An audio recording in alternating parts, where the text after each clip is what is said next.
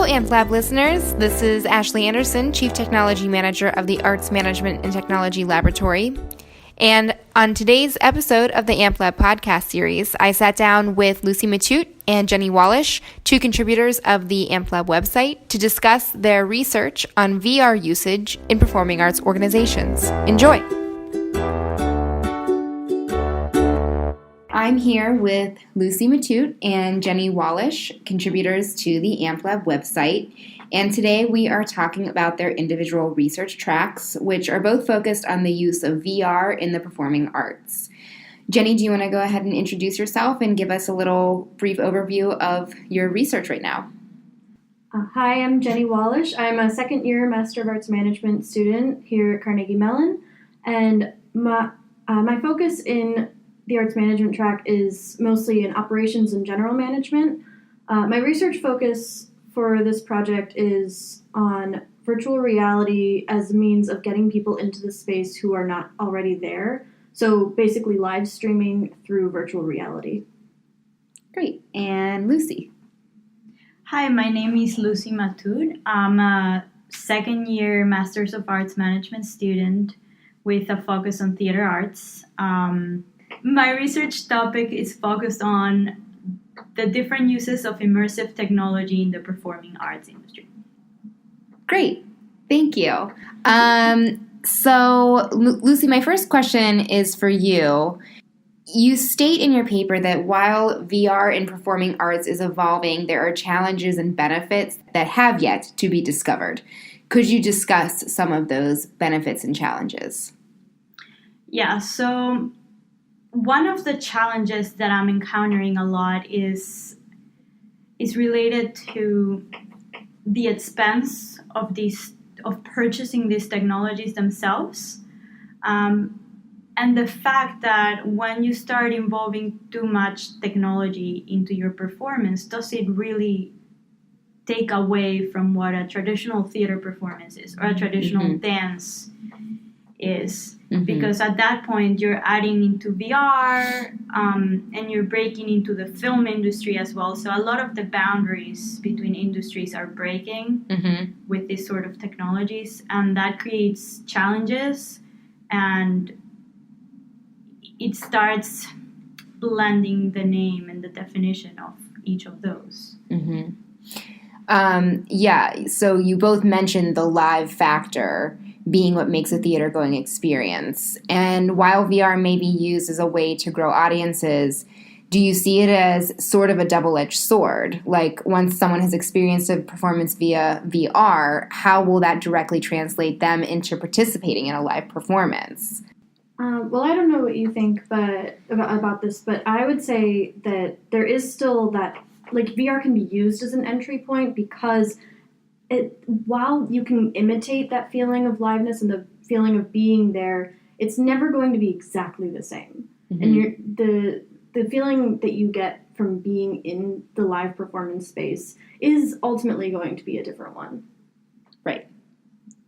Yeah, talking about VR specifically, when you put a 360-degree video online, a lot of the things I'm finding in my research are that the companies are trying to use these videos for people that have a bad view of what orchestras are or the orchestra experience, or feel intimidated by coming to the performance space as an entry point so that they would feel more comfortable and that they would understand better what the experience is like before they attend.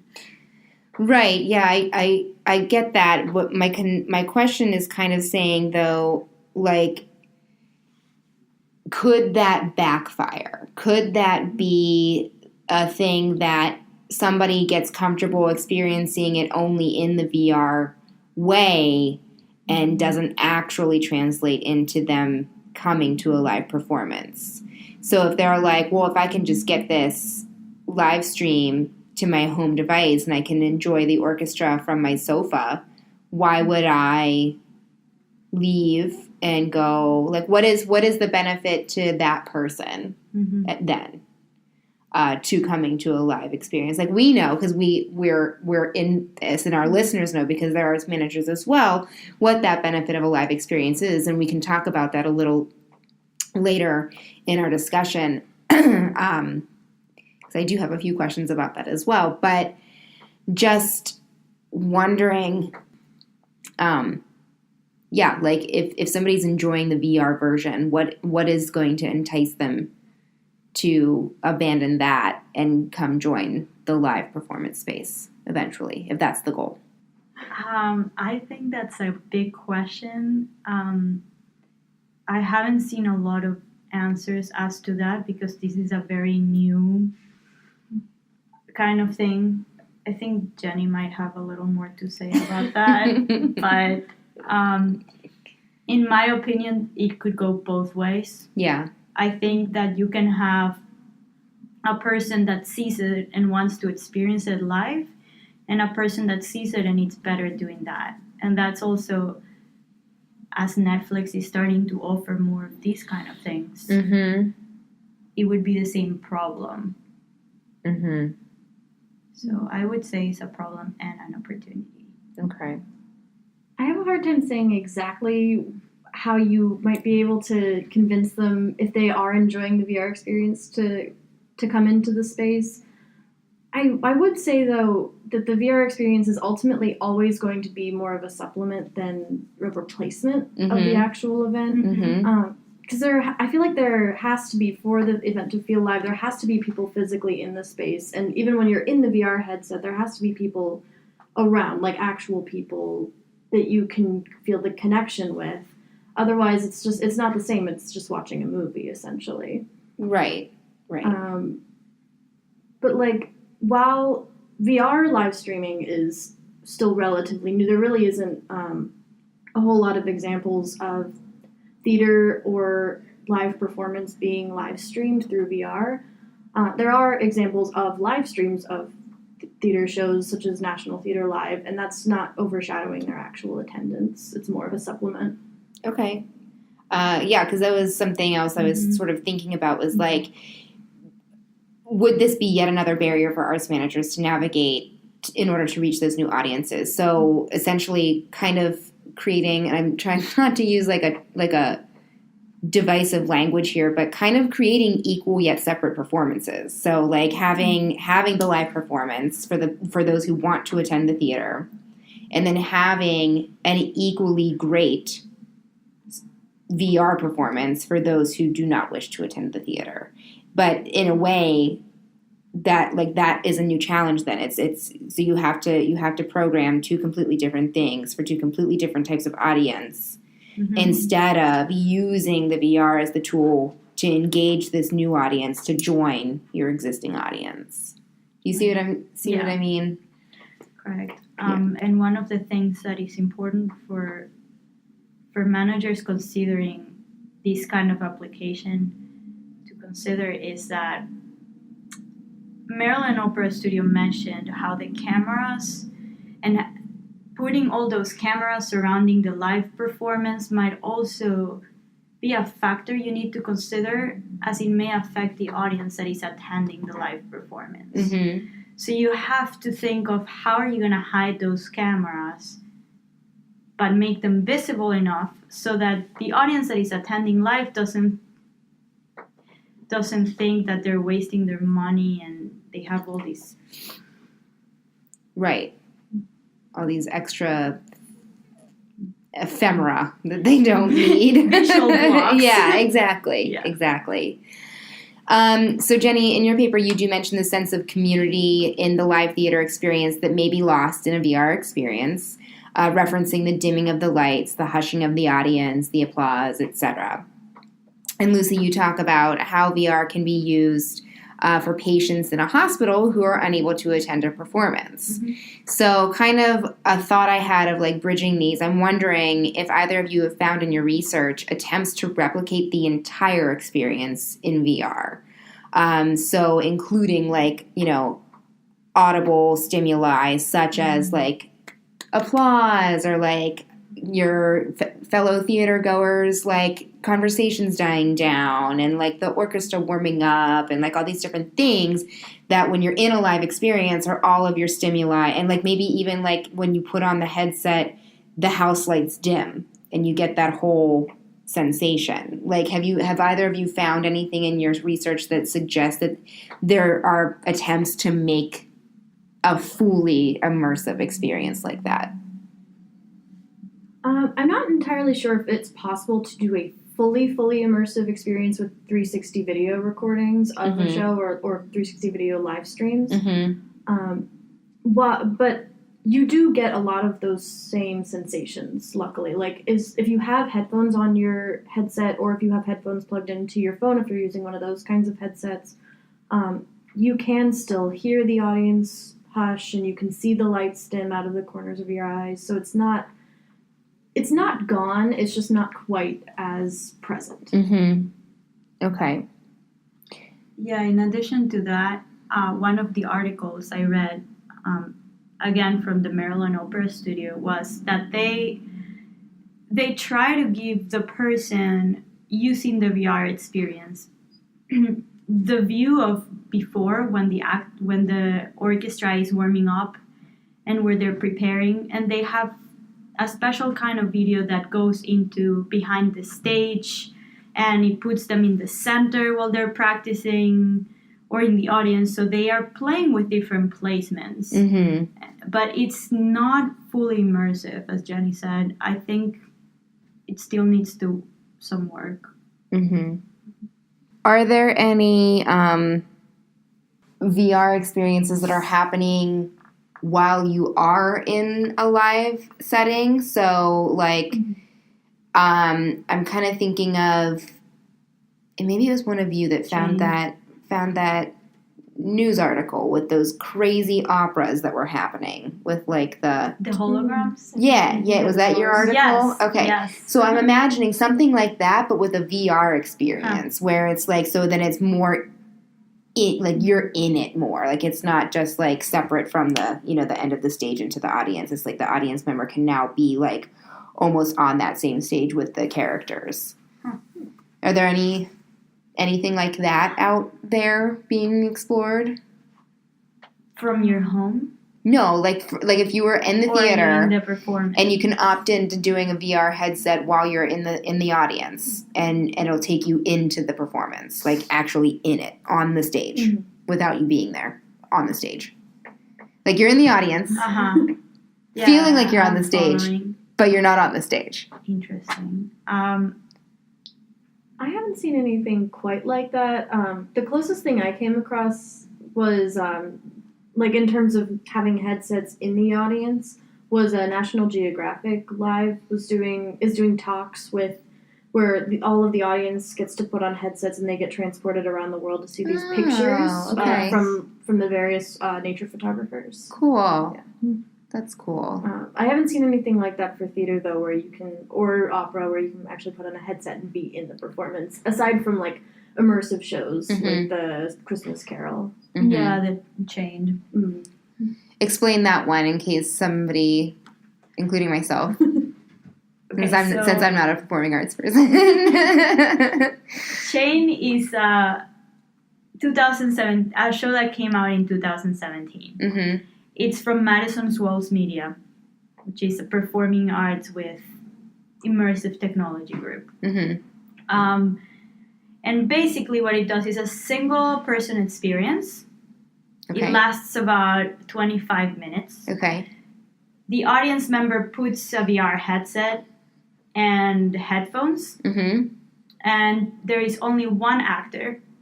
And that actor is all of the ghosts from A Christmas Carol, but through the headphones, the voice is distorted so that each character has a different voice. Interesting. And he has motion capture sensors in his body so that you will be able to see different images in your VR headset as he changes characters. And the audience member is the main character in the play, so the actor drags them and takes them through A Christmas Carol as if they were the main character meeting all these ghosts. Right. And I think the main difference between Chained and what you're talking about is that the audience is actually moving around. Yeah. So rather than being in their seats and being projected through a 360 camera on stage, they're actually being led through a physical location, but they're seeing A Christmas Carol around them. Right. Okay. I just pulled it up where it was launched. It was in That's Los really Angeles. exciting. Because so I feel like there's. We might be getting off topic here, but I feel like there's a lot of this this single person being led by an actor VR experiences that are happening specifically in LA. Because I know that is it this one? Dreamscape, is that the one that's kind of a horror story that we read about in class also? Yes, I think so. So there is a couple, and Yeah. and there is one touring in London too, Okay. and that one is also. But Is that the Jack the Ripper one? No, this one's called "Draw Me Close, I'm More," and it's VR and motion capture, so that gets into a different territory of how you can use VR. There is one that is not with motion capture, Okay. but that's more in haunted houses coming together with theater, and you are wearing the VR headset and going through a haunted house. Right. Things will pop up. But Right. It's not quite either or. It's in the middle. Is it virtual reality or is it like mixed reality? Mixed reality. I think you're right. So they can still see where they're walking. No. They are actually completely handicapped. They can't see a thing. Okay. They kind of just, they have the set. They can't see a thing, and they have to hold each other's hands to get out of the room. And that's the whole experience. And then in some of them, they give them like laser tag guns, and they have to shoot at things. It's pretty wild and cool. I want to do it. I want to do it too. I feel like that's one of the major challenges though with using VR in immersive theater is safety, because like you can't see where you're going whenever you have a big headset on. Yeah, and so that's why they add the actor. Mm-hmm. Yeah, it's more for the guidance. Yeah. Okay. So, let me ask the question. To wrap up, why don't you tell us a little bit about where you're going, what you're going to be focusing on as you move towards writing your final paper for AmpLab? Okay. So, for my final paper, I will be focusing on the question of, is it worth it for a theater to implement immersive technology? Okay. So I'm not only studying the 360 VR experience itself, but also motion capture technology with VR or augmented reality projections or app technology, these sorts of things. So the kind of things I'm looking into are, what does it cost? And what are some things that you should consider if your organization is thinking about it? Okay, great. Jenny? There are a couple things that I'm going to be looking into as an expansion on my previous paper. One of the things is to delve deeper into community and specifically communitas and how that's created in the theater environment, which is like, communitas is like, it's the community in the short term. It's that sense of immediate community that then disappears when you leave the theater. Okay. The shared experience. Exactly. Okay. And I also want to delve more into the accessibility of VR, because part of my focus is on using VR, like 360 video live streaming, as a way to cross some of the barriers to theater attendance. Mm-hmm. And while it can help some people, VR headsets can get expensive unless you're going for like the $20 Google Cardboard. Right. So that's one of the things I want to look at is price points of different headsets and systems, and also where they fall in regards to, are they just for like live streaming like videos or for any kind of 360 degree video experience, or are they full VR gaming headsets? Okay, great. Well, I'm sure our AmpLab listeners can look forward to reading your final papers in the coming weeks or so. And thank you both for talking with me today. Oh, Thank you. Right. Thanks for listening to the Arts Management and Technology Lab podcast series. You can read more on the intersection between the arts and technology at www.amt-lab.org. Or you can listen to more interviews and discussions in our podcast series on iTunes, Spotify, Google Play, or Stitcher. Thank you for joining us.